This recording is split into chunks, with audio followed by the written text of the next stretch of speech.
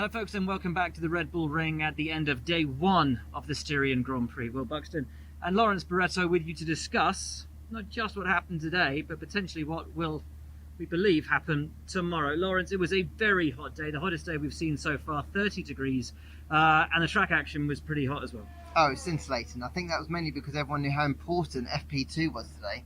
You're talking about the hot temperatures, we're hitting 30 degrees C. Qualifying might not happen tomorrow, so that meant the teams had to go out and really focus on trying to get a good lap in the bank just in case they needed it. And why might qualifying not happen tomorrow, Lawrence? The forecast looks pretty awful, to be honest. Horrible. Rain in the morning, thunderstorms in the afternoon. We could see a whole washout, much like we saw in Japan last year. The question is, will the conditions improve that we can run any running cars tomorrow, or will we have to wait maybe till Sunday morning? Yeah, this is the thing. It's not just a small shower that we're expecting, and the weather can change here very quickly.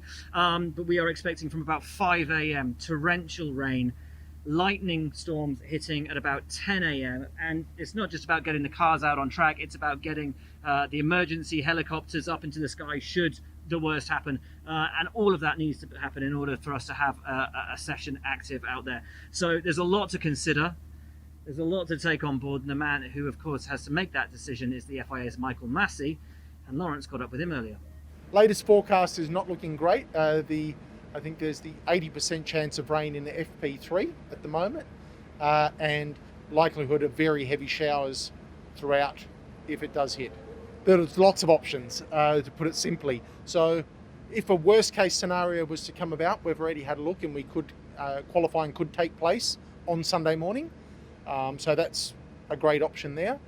If we had a complete washout on Saturday, so free practice 3 didn't take place and qualifying didn't take place, and hypothetically qualifying couldn't happen on Sunday morning because of weather, we would revert back to the free practice 2 times from today, is the other option.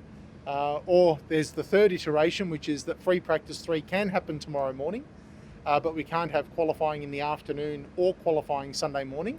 And the grid would be set on highly likely be set on the free practice 3 times. So it's looking an awful lot like it will rain tomorrow, which means FP3 likely to be washed out, qualifying likely to be washed out. But as Michael was saying, hoping to get qualifying up and running on Sunday morning here at the track. It's going to be a very full day if that happens on Sunday. Well, the great news is, the forecast was looking much better for Sunday morning. This first thing this morning, which is why we're coming up with these contingencies, it was looking a bit ropey. We could have a Super Sunday, and like we had in Japan, it was a mega day. I think there was some real excitement building from qualifying through the race. I think I'd love it if that happens. And it led to quite a sort of a fraught race because the drivers were out of their normal sort of comfort zone. They like everything to be just so. They have their breakfast at a certain time. Their preparation is down to the minute, but having to do qualifying, get out of it, decompress, eat lunch, go and have a race. It set them off a little bit. And it also gives the team less time to prepare for the race. And I think anytime we can add that unpredictability into Formula 1, we've seen, as we saw in Japan, some really exciting racing. So it'll be interesting to see how the teams react, how the drivers react, like you said, especially as we're in a weird situation as it is. So it will just be even more weirder, won't it? And not to mention, if it rains as much as it's due to tomorrow, it's going to wash all of the rubber off the track that's accumulated over the last week and a half. Rubber that accumulated on track to give us some pretty scintillating times, as we were saying earlier during FP2. Racing Points carrying on their brilliant form from the morning session, 3rd and 4th. So if we do have to go for the FP2 times for the grid, it will be an all Racing Points second row. It will be Max Verstappen on pole and Valtteri Bottas second. And Sebastian Vettel all the way down in 16th. Lewis down in 6th. Yeah. I mean, it's got the makings of a great race if that is how it turns out to be. And Daniel Ricciardo, starting from plumb last, had a big accident down at the final corners. He said he thought he got a little gust of wind because he just turned in. The car had been a little sketchy through there on a couple of laps, but he just turned it in and it went. And before he knew it, he was in. He's clocked his knee, so he's going to need the day off to sort of recover from that. He's really limping quite hard on his knee, but I think a bruised ego as well as a bruised knee for Daniel. And it will also be really good, I think, for Lando Norris, who was suffering chest pains today when he was braking. So the extra day, if he doesn't have to run tomorrow, will be really helpful for him as well. But the running order does look different. Mercedes, from being the team to beat last weekend, they do still have the pace. They are still the team to beat. But they're now not only are they fragile, and we know they're fragile, they also appear to be vulnerable. Whatever they're having to do to keep that car in a sort of a perfect operating mode, because it's the curbs that's causing, we believe, sort of vibration to occur with the wiring loom, which is setting the sensors off and almost sort of putting it into an anti-stall.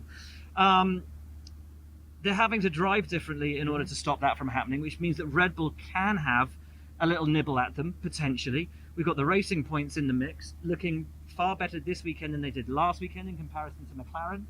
And Ferrari, they've got upgrades, but can that give them the confidence and the speed in the race that they didn't have, well, certainly that Seb didn't have last weekend? I think you've picked out 3 really exciting storylines to play out over the course of the weekend. Max was in really good form today. Yeah. I think he feels like he's got a real chance this weekend. But again, spins for him and for Alex. That car, it's quick, but it's not on rails. It's skittish through the corners.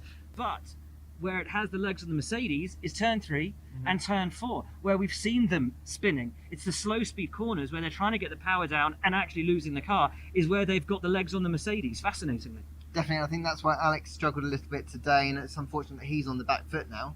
But if Max can stay on top of the car, and Alex can as well, I think they've got a machine that could really challenge Mercedes, even if they've bought these new looms to try and solve this problem this weekend. So it'll be interesting to see how that plays out. Incredible. Everybody said 1 week on it would be exactly the same as the first weekend. Same track, same characteristics, same result. Apparently not. And of course, we might not even get qualifying day tomorrow. Join us though tomorrow to see if we do get any running. Whatever happens, we will be here to bring you all the latest. For now though, from Lawrence, from me, from the Red Bull Ring and the Styrian Grand Prix, that's your lot.